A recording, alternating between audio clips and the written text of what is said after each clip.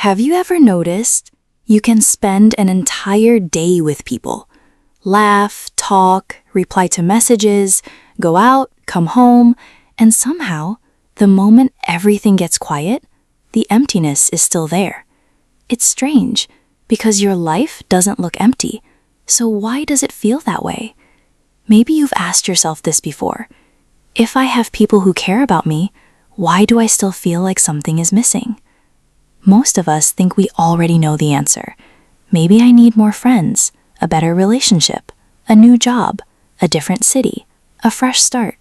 So we keep adding more to our lives, more plans, more conversations, more things to do, hoping that one day the emptiness will finally disappear. But what if we've been trying to solve the wrong problem all along? What if feeling empty isn't a sign that something is missing from your life? What if it's a sign that you've been missing from it? Because once you see the difference, you may never see that feeling the same way again. Every human being needs to feel seen. Most of us assume that means being seen by someone else, but psychology tells a different story. People don't feel connected simply because they're surrounded by others. They feel connected when they can be fully themselves, without feeling the need to hide. That's why someone can have hundreds of friends and still feel completely alone. Because loneliness isn't always the absence of people. Sometimes it's the absence of something else. We'll come back to that.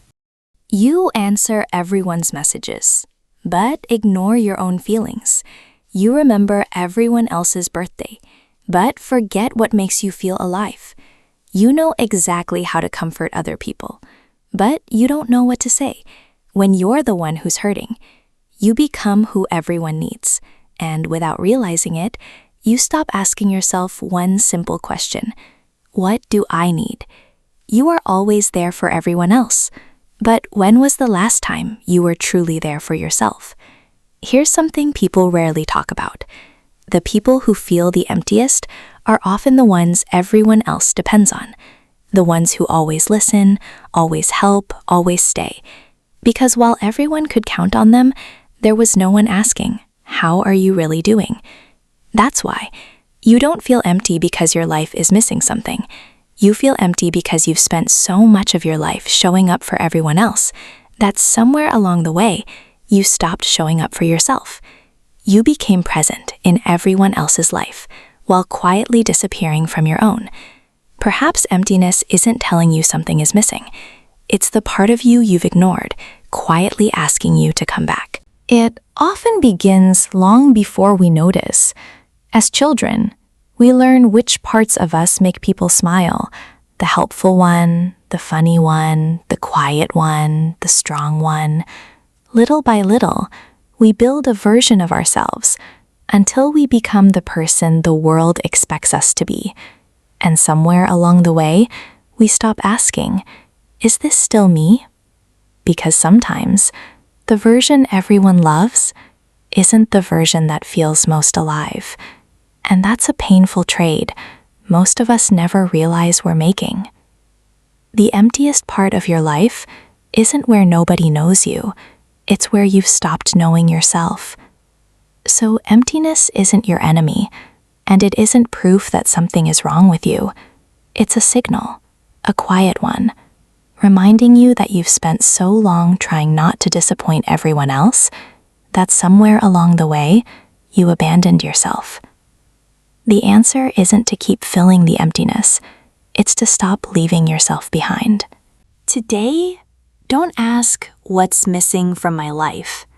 Ask, where did I stop listening to myself? Maybe it's a dream you gave up, a feeling you ignored, a part of yourself you thought was too much or not enough. You don't have to become someone new.